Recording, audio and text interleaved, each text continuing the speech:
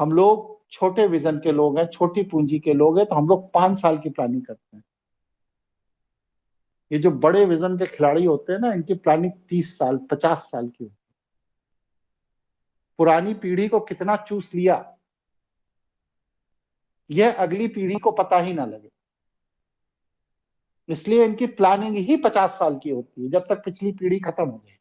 क्या कभी सोचा था कि 1947 में जब देश आजाद हुआ था तब 2050 का भारत कैसा होगा, ये उन लोगों ने सोच लिया था। इसमें हर हर 10 साल का एजेंडा वो अपना कर रहे हैं। आपके प्रधानमंत्री भी कह रहे हैं कि एजेंडा 2030 में हम लगे हुए हैं पूरा करने में। तो उन्होंने 100 साल की प्लानिंग पूरी सोच ली। अब आपको क्या मालूम कि 1960 का भारत कैसा, आप पैदा ही 90 में हुए, आपके पूर्वजों ने क्या क्या स्ट्रगल फेस किए, या मेरा बेटा है उसको क्या मालूम कि 1980 का भारत कैसा था, मैंने क्या क्या स्ट्रगल फेस किए।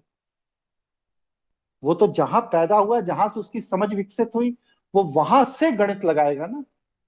तो इनकी योजना ही इतनी बड़ी है कि उसमें आप कहीं से भी गणित लगा लो। जब तक आपको प्रॉपर हिस्ट्री की जानकारी नहीं है तब तक आप समझ ही नहीं पाओगे कि अगला ट्रैप क्या है, आप कहां फंसने जा रहे हो। और यही उनकी सफलता है।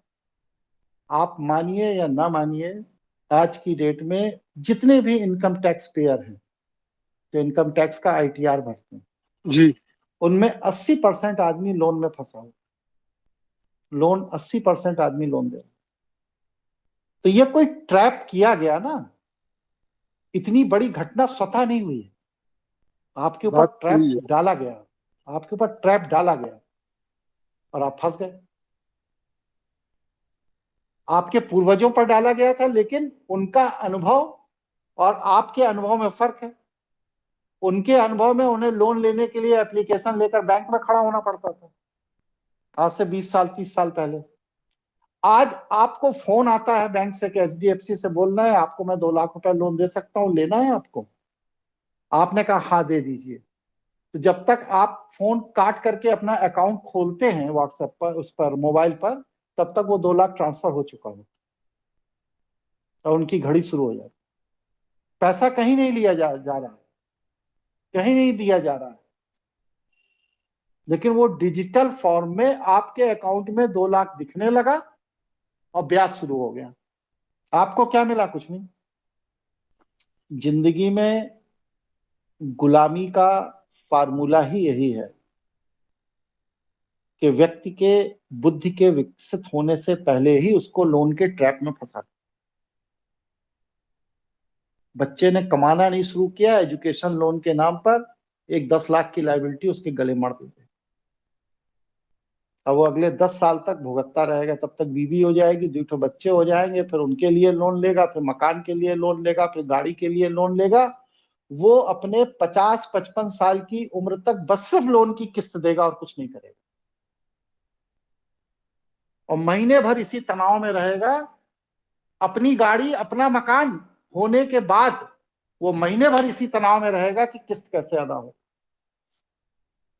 और अगर ये जानकारी कहीं आपके कंपनी के मालिक को हो गई कि आप लोन के ट्रैप में हो, तो फिर वो एक अलग पाइप डाल देगा आपकी खोपड़ी के अंदर कि अब आपका खून कितना हम भी पी लें, इसी मौके का लाभ उठा।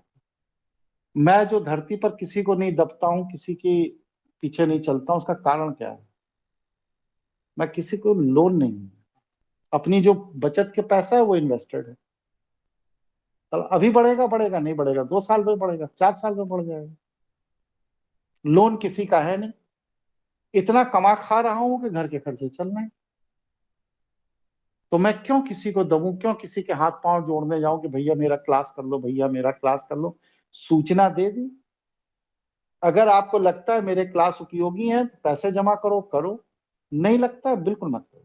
लेकिन अगर अभी हमको ये किस्त 25,000 30,000 की महीने की देनी होती और कुछ होता, तो मैं गिड़गिड़ाता फिरता समाज में हर आदमी से कि भैया मेरे क्लास कर लो, क्योंकि हम जानते हैं कि उससे पैसा आएगा तो हम किस्त दे देंगे। लेकिन ये गिड़गिड़ाना कितने दिन चलेगा?